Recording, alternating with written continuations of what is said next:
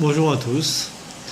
Je voulais vous faire profiter un petit peu d'un petit enseignement que j'ai pu recevoir par le Rav de mon fils. Donc dans la paracha de cette semaine, qui est la paracha Vayeler, Akadosh Baruch Hu annonce à Moshe que ses jours sont comptés.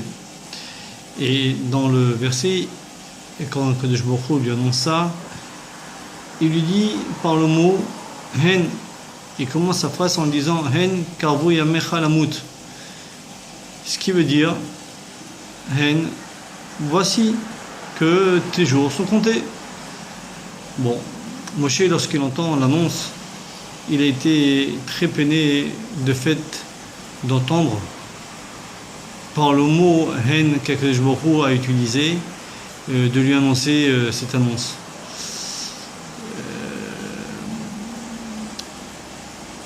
Et pourquoi cela? Tout simplement parce que Moshe lui-même, il a utilisé ce mot-là pour louer Akadosh Baruch Hu. Il y a une occasion où il a dû louer Akadosh Baruch Hu en prononçant le mot Hen, en disant que c'est toi Dieu et que toi Dieu peut créer les cieux. Il y a 7 cieux, donc il n'y a que Dieu qui est capable de faire ça. Et donc la louange était en fond de montrer la grandeur d'Akadosh Baruch Hu, et donc Moshe a utilisé le mot Hen. Et donc Moshe était peiné. Bon, pour comprendre un petit peu de quoi était peiné Moshe, il y a une histoire, une parabole qui est un petit peu racontée. C'est que voilà qu'une personne à l'époque avait trouvé sur son chemin une épée, et lorsqu'il la prend, il la voit qu'en fin de compte c'est une épée pas comme toutes les autres épées. Il y a des gravures, elle est en or, il y a des bijoux, c'est quelque chose de magnifique. Et la personne se dit, cette trouvaille-là, il faut absolument que j'en fasse profiter mon roi. Et donc décide d'aller au roi. Donc une fois arrivé au palais du roi, et dit au garde de le laisser passer car il a un cadeau, un présent à amener au roi. Et lorsqu'il se trouve devant le roi, donc il lui dit voici un présent que je vous ai amené. Et le roi vraiment est lui-même très stupéfait de voir vraiment la beauté de cette épée. Il dit vraiment une épée magnifique. L'artisan qui a dû faire ça, c'est un artisan particulier qui devait avoir des mains en or. En un mot, ensuite, le roi a dit bon, on va l'essayer. Justement, la personne qui m'a apporté ce présent, coupez-lui la tête avec cette épée. Alors la personne ne comprend pas. Je viens t'amener cette épée-là pour que tu me coupes la tête avec. Donc c'est un petit peu faire comprendre un petit peu ce qui était chez Moshe un peu difficile à accepter. C'est que avec ce même mot que je t'ai loué, tu viens et tu me dis alors Akadosh Baruch Hu a répondu à Moshe, il dit mais c'est pas toi qui as utilisé lorsque je me suis dévoilé à toi dans le buisson ardent et je t'ai dit d'aller délivrer le peuple d'Israël en Égypte.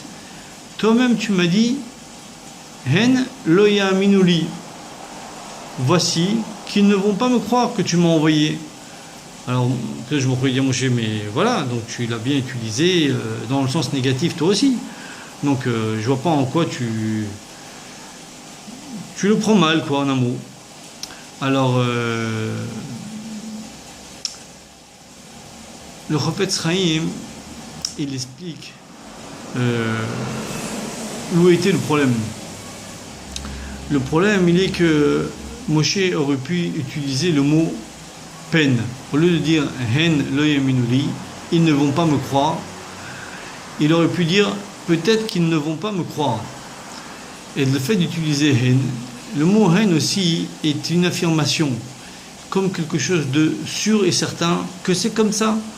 Donc automatiquement, lorsque Moshe a dit à Kadosh Baruch Hu, mais voici qu'ils ne vont pas me croire, c'est-à-dire que c'était déjà joué, qu'il n'y avait pas il n'y avait rien à faire, c'est comme ça, ils vont certainement pas me croire.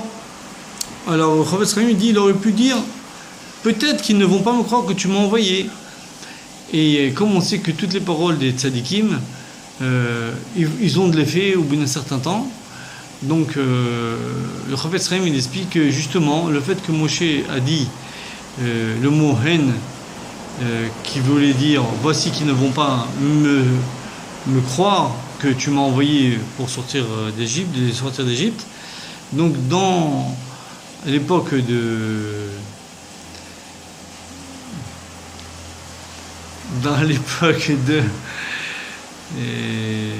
Dor, de la génération du désert, il y a eu certaines histoires où on a pu voir où il y a eu un manque d'émouna, comme l'histoire de Korach. Donc voilà, donc effectivement, ça a porté malheureusement ses fruits, le fait que Moshe a dit le mot hen.